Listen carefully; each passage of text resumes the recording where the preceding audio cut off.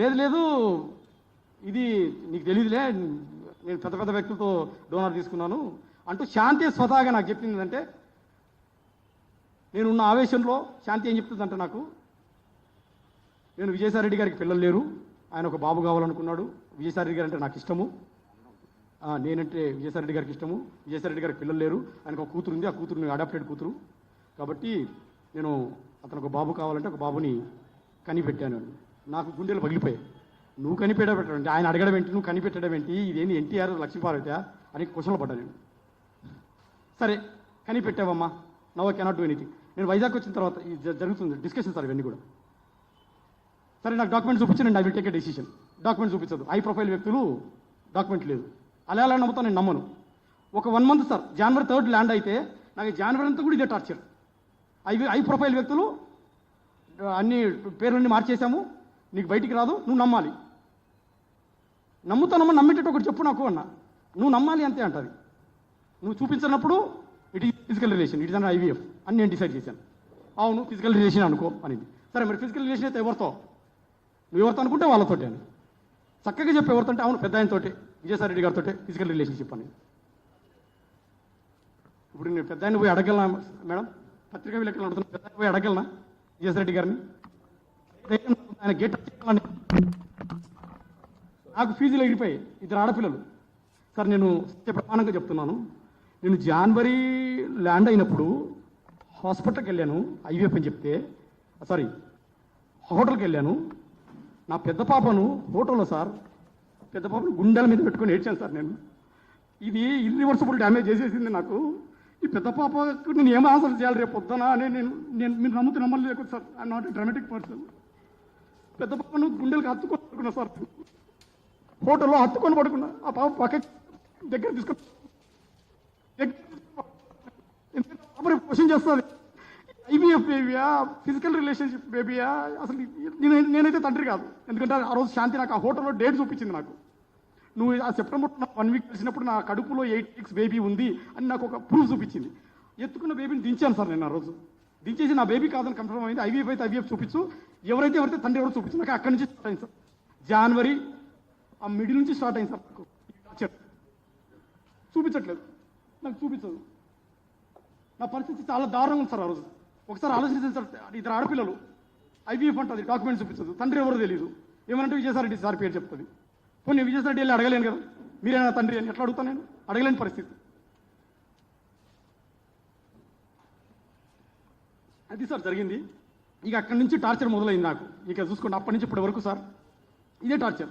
ఇవాళ మీడియా ముందుకు రానికి, అన్ని ఎవిడెన్సెస్ కలెక్ట్ చేసుకుని నాకు 6 నెలలు 7 నెలలు టైం పట్టింది. సో సరే పెద్ద ఆయనతో ఫిజికల్ రిలేషన్ అంటున్నావు, మరి ఏం చేద్దాం? నేనైతే నిన్ను ఏలుకోను, నిన్ను ఏలుకోదలుచుకోవట్లేదు. నాకు 2 ఆడపిల్లలకు నాకు న్యాయం చేసేసాయి, ఆర్థికంగా న్యాయం చేస్తావు, ఏం చేస్తావు, నిన్నైతే వదిలేసుకుంటా, పిల్లలకి న్యాయం చేసేసాయి, వెళ్ళిపో, నేను ఇంకొక ప్లాన్ చేసుకుంటా లైఫ్ అన్నా. నేను అన్నాను సార్, ఎందుకంటే అమ్మాయిని నా బిడ్డ కాదు నాకు తెలిసిపోయింది. సో అమ్మాయి అంటది, న్యాయం చేసేది ఏముంది దీంట్లో, ఆడపిల్లలు నేనే చూసుకుంటా, నువ్వు నా లైఫ్ నుంచి వెళ్ళిపో, నేను ఇంకొక పెళ్లి చేసుకుంటాను, నీ బిడ్డ కాదని తెలుసు కదా నీకు, నేను ఇంకొక పెళ్లి చేసుకుంటాను, నా లైఫ్ నుంచి వెళ్ళిపో, మ్యూచువల్ ఇచ్చేసే అంటది. విజయసాయిరెడ్డితో బేబీని కన్నాను అంటది. విజయసాయిరెడ్డితో కనడం ఏంటి, బేబీని కనడం ఏంటి, నన్ను ఇక్కడ వెళ్ళిపోనడం ఏంటి, వాట్ ఈస్ దిస్? ఏం జరుగుతోంది ఇక్కడ అసలుకి? నేను ఎక్కడికి వెళ్ళిపోవాలా? నా పిల్లలు వదిలేసి ఎట్టు వెళ్ళిపోతాను నేను? నాకు 42 ఏళ్ళు, ఎక్కడికి వెళ్ళిపోవాలి నేను? 42 ఏళ్ళు ఎక్కడికి వెళ్తాను నేను? విజయసాయిరెడ్డిని సార్ వెళ్ళి అడిగే ధైర్యం నాకు లేదు సార్. ఎందుకంటే నా దగ్గర సర్కమ్స్టెన్షియల్ ఎవిడెన్సెస్ ఉన్నాయి, కానీ పక్కా ఎవిడెన్సెస్ లేవు అప్పటికి. సర్కమ్స్టెన్షియల్ ఎవిడెన్సెస్ అంటే, నేను అమెరికా వెళ్ళే ముందు విజయసాయిరెడ్డి గారిని ప్రజా దర్బార్ వైజాగ్లో జరుగుతుండగా 500 మంది బయట ఉన్నారు. శాంతి నేను లోపలికి వెళ్ళాము, ఫుడ్ బాక్స్ తీసుకుని సార్ నేను అమెరికా వెళ్తున్నానని యాంటీ రూమ్లోకి తీసుకెళ్ళి more than 20 to 30 minutes sir కూర్చోబెట్టి, శాంతి నన్ను కూర్చోబెట్టి కాఫీ తాగిపించారు, కాఫీ ఆఫర్ చేశారు. అమెరికా వెళ్తున్నాడు మదన్ అని. నేను కూడా ఆయన రైట్ పేజ్, అది హెల్దీ పేజ్లోనే ఉన్నాను నేను కూడాను. సార్ అన్నారు, మదన్ శాంతి చాలా ఫాస్ట్ ఉంది, చాలా స్పీడ్గా ఆలోచిస్తుంది, నువ్వేంటి చాలా హానెస్ట్గా ఉన్నావు అని.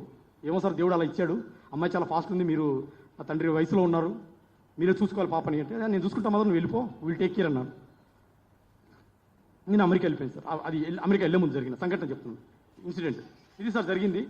సో జనవరి నుంచి ఒక నెలంతా కూడా నాకు IVF అని చెప్పింది. IVF కొన్నాళ్ళేమో అన్నోన్ డోనార్ అంటది, హాస్పిటల్ చూపించదు. అంత అయిన తర్వాత ఐవీఎఫ్ అన్నోన్ డోనర్ ఎవరో కాదు విజయసాయిరెడ్డి సారే అంటది.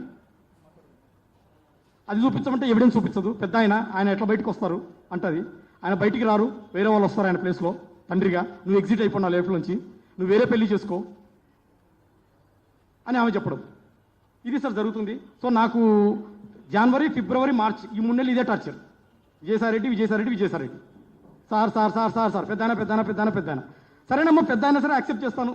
నువ్వేదో చేసావు తప్పు, వదిలేసుకుంటా, నాకు ప్రూఫ్ కావాలి, ఆ ప్రూఫ్ పక్కా కావాలి, పక్కా ఇస్తే వదిలేస్తా. సో నాకు ఇక ఏప్రిల్ ఆ టైంలో నేను విజయసాయిరెడ్డి గారి ఏమి చూపించలేని పొజిషన్లో ఉంది, నేను అడగలేను. సో నాకు ఏదేదో పేర్లు చెప్పింది, 4-5 పేర్లు, ఒక్కొక్క వారం ఒక్కొక్క పేరు చెప్తుంది ఆమె.